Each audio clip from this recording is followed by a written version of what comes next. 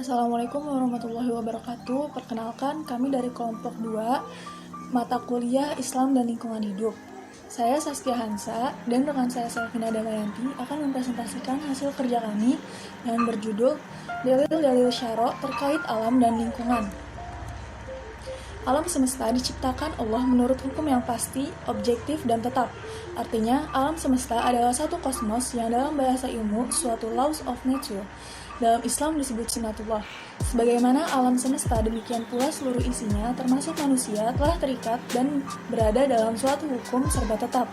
Hukum serba tetap yang mengatur alam sesungguhnya adalah hukum Allah atau sunnatullah.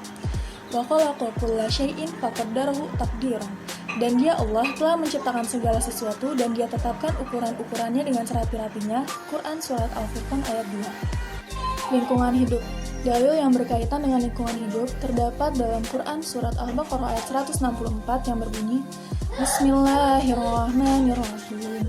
Inna fi khalqis samawati wal ardi wa ikhtilafil laili wan nahari wal fulkil lati tajri fil bahri bima yanfa'un nasa wa ma anzalallahu minas sama'i min ma'in fa ahya bil arda ba'da mautiha wa batha fiha min kulli dabbah wa tasrifir riyahi was sahabil musakhkhara bainas sama'i wal ardi la ayatul liqaumin yaqilun. Yang artinya, sesungguhnya dalam penciptaan langit dan bumi, silih bergantinya malam dan siang, bahtera yang berlayar di laut membawa apa yang berguna bagi manusia, dan apa yang Allah turunkan dari langit berupa air, lalu dengan air itu dia hidupkan bumi sesudah matinya, dan dia sebarkan di bumi itu segala jenis hewan, dan pengisaran angin dan awan yang dikendalikan antara langit dan bumi. Sungguh, terdapat tanda-tanda keesaan dan kebesaran Allah bagi kaum yang memikirkan. Selanjutnya, proses kejadian alam.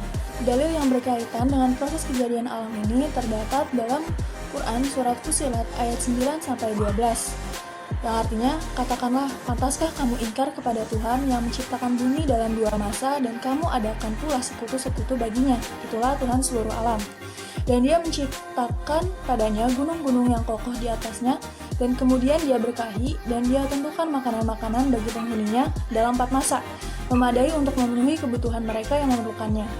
Kemudian dia menuju ke langit, dan langit itu masih berupa asap. Lalu dia berfirman kepadanya dan kepada bumi, datanglah kamu berdua menurut perintahku dengan patuh atau terpaksa. Keduanya menjawab, kami datang dengan patuh.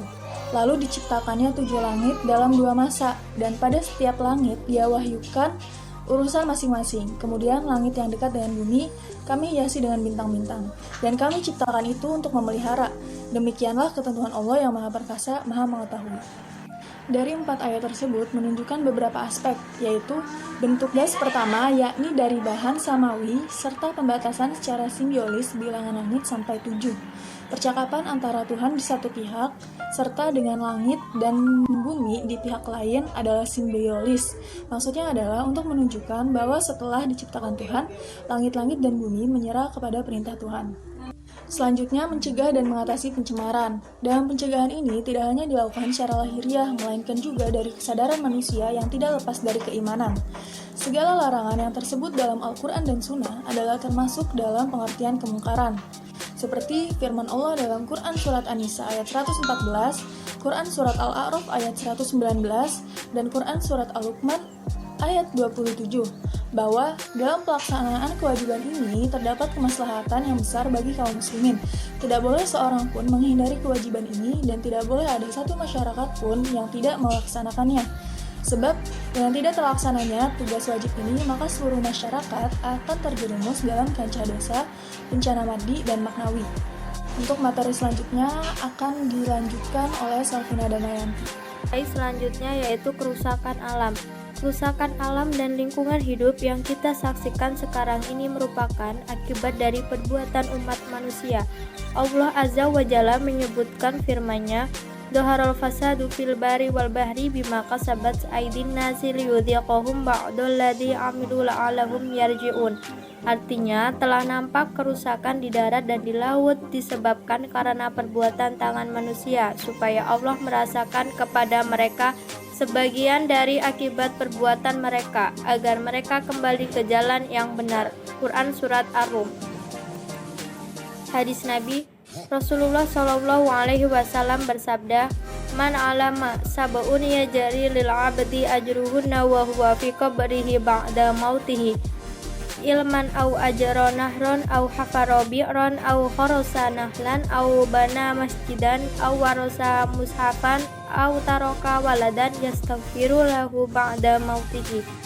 7 perkara yang pahalanya akan terus mengalir bagi seorang hamba sesudah ia mati dan berada dalam kuburnya. 7 itu adalah orang yang mengajarkan ilmu, mengalirkan air, menggali sumur, menanam pohon kurma, membangun masjid, mewariskan mushaf, atau meninggalkan anak yang memohonkan ampunan untuknya sesudah ia mati. Pengelolaan dan pemanfaatan lingkungan. Ayat yang menjadi landasan teologis pembenaran pengelolaan dan pemanfaatan sumber daya alam untuk memenuhi kebutuhan manusia.